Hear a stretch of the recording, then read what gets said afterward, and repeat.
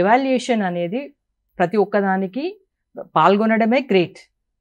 After that పాల్గొన్న తర్వాత కూడా ఎవరు ఏ రకంగా ప్రదర్శించారు, దేనికి ఎంత మార్కులు ఉంటాయి, ఎంత వెయిటేజ్ ఉంటుంది అనేది కూడా పిల్లలు తెలుసుకోవాల్సినటువంటి అవసరం ఎంతైనా ఉంది.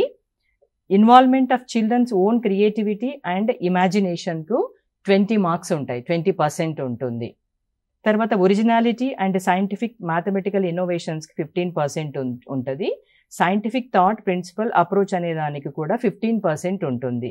టెక్నికల్ స్కిల్, వర్క్మ్యాన్షిప్ అండ్ క్రాఫ్ట్మ్యాన్షిప్ 15% ఉంటుంది. అయితే ఇక్కడ మనకు 2 రకాలైనటువంటి వ్యూవర్స్ ఉంటారు. ఎప్పుడు ఎగ్జిబిషన్స్లో చూసినా కూడా, మనం రాష్ట్ర స్థాయిలో చూసినా, జిల్లా స్థాయిలో చూసినా, సదర్న్ ఇండియా లెవెల్లో చూసినా కూడా 2 రకాలైనటువంటి వ్యూవర్స్ ఉంటారు. ఒకరేమో జడ్జిమెంట్ కోసం వచ్చేటువంటి జ్యూరీ మెంబర్స్ ఉంటారు. ఇంకొకరేమో జనరల్ పబ్లిక్ కానివ్వండి, other school students, non participants వారు కూడా ఉంటారు.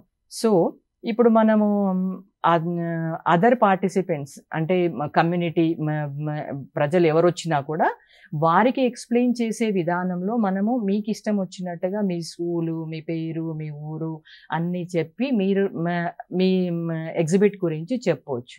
బట్ జ్యూరీ మెంబర్స్ వచ్చినప్పుడు మాత్రం you should be very careful.